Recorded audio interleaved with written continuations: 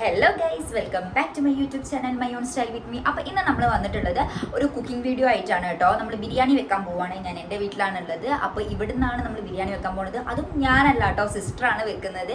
അപ്പോൾ നമുക്ക് ഒട്ടും വൈകാതെ തന്നെ വീഡിയോ കാണാം. അതിന് മുന്നേ എൻ്റെ ചാനൽ ആരെങ്കിലും ആദ്യമായിട്ടാണ് കാണുന്നതെങ്കിൽ പ്ലീസ് സബ്സ്ക്രൈബ് മൈ ചാനൽ. അതിൻ്റെ തൊട്ടടുത്തൊരു കുഞ്ഞ് ബെല്ലൈക്കൺ ഉണ്ടാവും, അതിൽ ഓൾ എന്ന ഓപ്ഷൻ ക്ലിക്ക് ചെയ്യുക. അപ്പോൾ ഞാൻ ഫ്യൂച്ചറിൽ എപ്പോൾ വീഡിയോ ഇടുകയാണെങ്കിൽ അപ്പോൾ തന്നെ നോട്ടിഫിക്കേഷൻ കിട്ടുന്നതാണ്. അപ്പോൾ ഒട്ടും വൈകാതെ നമുക്ക് ബിരിയാണി ഉണ്ടാക്കിയാൽ ഫസ്റ്റ് തന്നെ ഒരു പാത്രം എടുത്തിട്ട് അതിലേക്ക് കുറച്ച് ഡാൽഡ ഇടുക കേട്ടോ. എന്നിട്ട് ഡാൽഡ ഒഴുകിയതിന് ശേഷം അതിലേക്ക് നമ്മൾ കഴുകിയിട്ട് ഊറ്റാൻ വെച്ചിരിക്കുന്ന അരി ഉണ്ടായിരുന്നു, അത് ഇട്ട് കൊടുക്കുക. എന്നിട്ട് രണ്ടും കൂടി നന്നായിട്ട് മിക്സ് ചെയ്തെടുക്കുക കേട്ടോ. എന്നിട്ട് അത് മിക്സ് ചെയ്തിട്ട് മാറ്റി വയ്ക്കുക, അത് റെഡിയായിട്ട് മാറ്റി വയ്ക്കുക. പിന്നെ നമ്മൾ വേറൊരു കുക്കർ എടുത്തിട്ട് അതിലേക്ക് കുറച്ച് ഡാൽഡ ഇട്ടിട്ട് അതിലേക്ക് അണ്ടിപ്പരിപ്പും മുന്തിരിയും പിന്നെ കുറച്ച് സവാളയും ഒന്ന് വഴറ്റിയെടുക്കുക കേട്ടോ. ഒരു ബ്രൗൺ കളർ ആയതിനു ശേഷം അത് മൂന്നും മാറ്റി വെക്കുക കേട്ടോ. അത് ലാസ്റ്റ് നമ്മുടെ ബിരിയാണീൻ്റെ മുകളിൽ ഇടാൻ വേണ്ടിയിട്ടാണ് കേട്ടോ. പിന്നെ നമ്മൾ ഏലക്കായ, ജാതിപത്രി, പട്ട, ഗ്രാമ്പൂ എല്ലാം കൂടി ഒന്നും കൂടി ഡാൽഡയിൽ ഇട്ടിട്ട് ഒന്ന് വഴറ്റുക കേട്ടോ. ഇത് നന്നായിട്ട് വഴറ്റിയെടുക്കുക കേട്ടോ. ഇനി ഇതിലേക്ക് സവാളയാണ് നമ്മൾ ആഡ് ചെയ്യാൻ പോണത്. ഒക്കെ നിങ്ങളുടെ പാകത്തിനനുസരിച്ച് അളവിനനുസരിച്ചാണ് കേട്ടോ നിങ്ങൾ എടുക്കേണ്ടത്. ഇപ്പം ഞങ്ങൾക്ക് ഇവിടെ 4 പേർക്ക് കഴിക്കാനുള്ളതിനനുസരിച്ചാണ് കേട്ടോ ഞങ്ങൾ എടുത്തിട്ടുള്ളത്.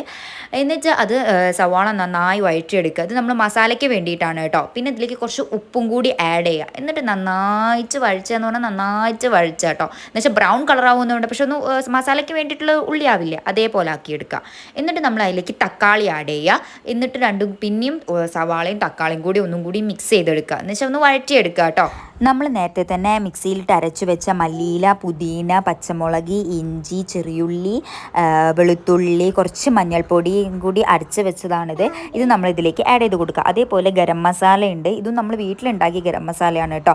ഇതും ഇതിലേക്ക് ആഡ് ചെയ്ത് കൊടുക്കുക. എന്നിട്ട് നന്നായി മിക്സ് ചെയ്യുക കേട്ടോ. എന്നിട്ട് ഇതിലേക്ക് കുറച്ചും കൂടി മല്ലിയില ആഡ് ചെയ്ത് കൊടുക്കുക. എന്നിട്ട് നന്നായി ഒന്നും കൂടി മിക്സ് ചെയ്തെടുക്കുക കേട്ടോ. എന്നിട്ട് ഇത് നന്നായി വേവാൻ വെക്കുക കേട്ടോ.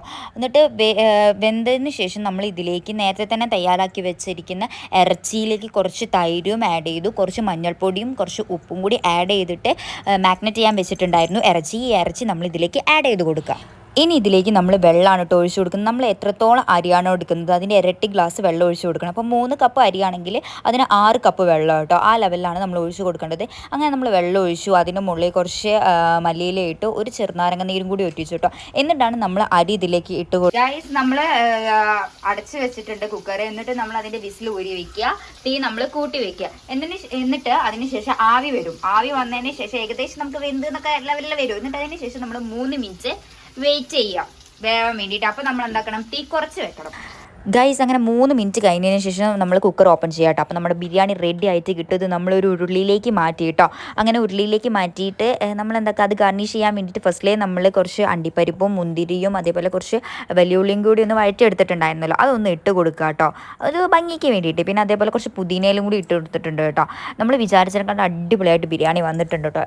അങ്ങനെ നമ്മുടെ ബിരിയാണി റെഡി ആയിട്ടുണ്ടല്ലോ. ഇനി അതിൻ്റെ കൂടെ സൈഡ് ഡിഷ് വേണമല്ലോ കഴിക്കാൻ. അങ്ങനെ നമ്മുടെ സൈഡ് ഡിഷ് ആയിട്ട് തൈര് റെഡിയാക്കി വെച്ചിട്ടുണ്ട്. അതേപോലെ വെജിറ്റബിൾസിൻ്റെ ഒരു സാലഡ് റെഡിയാക്കി വെച്ചിട്ടുണ്ട്. ഇനി അതിലേക്ക് ചമ്മന്തിയാണ് കേട്ടോ ഉണ്ടാക്കാൻ പോകുന്നത്. അതിന് വേണ്ടി കുറച്ച് തേങ്ങ എടുത്തിട്ടുണ്ട്, അതിലേക്ക് കുറച്ച് പുതിനയില എടുത്തു, കുറച്ച് ഇഞ്ചി എടുത്തു, പച്ചമുളക് എടുത്തു, കുറച്ച് ഉപ്പ് എടുത്തു കേട്ടോ.